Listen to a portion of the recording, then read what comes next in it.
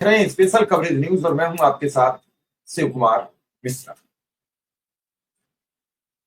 शिक्षा मित्रों के ट्रांसफर का आज आदेश सरकार की तरफ से कल 12 तारीख में जारी हो गया। अब इस आदेश पर शिक्षा निदेशालय अपनी तैयारी करेगा, विभागीय आदेश तैयार करेगा, यानी उसे अनुमति मिल गई। यह अनुमति कल मिल चुकी थी। सुबह सुबह इस अनुमति का लेटर सोशल मीडिया में वायरल होने लगा। लोग सवाल करने लगे, कई मुद्दे पर बातचीत करने लगे। इस पूरे वाकये को लेकर अब श्रीचंद शर्मा जी एक बार फिर लखनऊ पहुंच गए हैं। पहले से प्रस्तावित प्रोग्राम था, मुख्यमंत्री से मुलाकात का भी सिलसिला था, लेकिन अब क्या गुजरात हादसे के बाद कल कुछ इस पर बातचीत होगी, क्योंकि कल अखिलेश यादव ने एक बड़ी बात कह दी है। तब से भाजपा सोच में है कि 15 तारीख को उसे एक बड़ा प्रोग्राम करना था जिसमें अमित शाह आने थे और श्रीचंद शर्मा जी की अमित शाह से मुलाकात भी होनी थी। लेकिन अखिलेश यादव के ये बात कह देने से कि हम आने वाले 3 दिन तक समाजवादी पार्टी का कोई कार्यक्रम नहीं करेंगे, तो क्या भारतीय जनता पार्टी 15 तारीख तक कोई कार्यक्रम करेगी या कार्यक्रम टलेगा? यह अभी सवाल है, क्योंकि आज भाजपा का कोई कार्यक्रम नहीं हुआ। प्रधानमंत्री जी भी आज घटना स्थल पर पहुंचे। बड़ा दर्दनाक मामला है। 265 सब आ चुके हैं। गुजरात के पत्रकार के द्वारा बड़ी शानदार रिपोर्टिंग हमने अभी की है, उसी के लिए हम 10 मिनट लेट हुए थे। तो अगर आपको मौका मिल जाए तो जरूर जान लेना सच्चाई क्या है।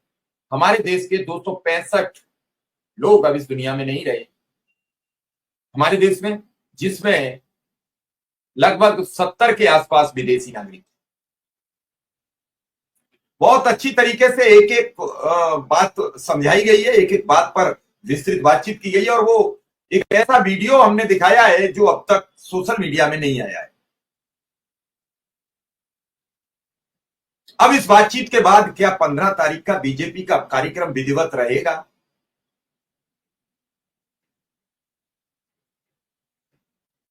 यह सवाल बना।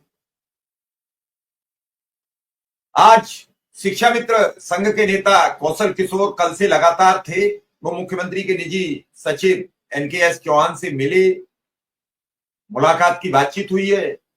कोशिश करेंगे, अगर वो घर टाइम से पहुंच गए तो उनसे भी बातचीत करेंगे। इस ट्रांसफर के आदेश में उनकी भूमिका रही। कल निकला, क्योंकि शिक्षा मित्रों में राजनीतिक पकड़ तो कई लोग जानते हैं, लेकिन टेक्निकल काम शिक्षा मित्रों के 2 नेता को ज्यादा आता था, जिनमें एक स्वर्गीय रमेश मिश्रा जी थे और दूसरे कौशल कुमार।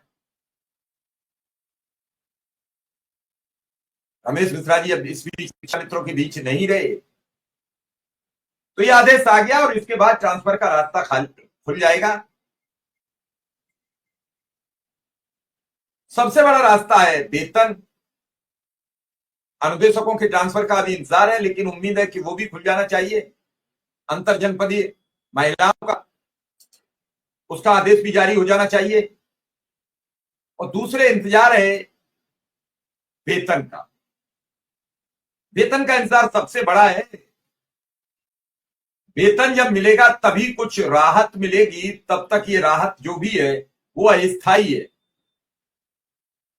स्थायी राहत तो तभी मिलेगी जब वेतन बढ़ने का ऐलान हो जाए और उस बढ़े हुए वेतन को क्रेडिट होने का एक समय सीमा और डेट निश्चित हो जाए।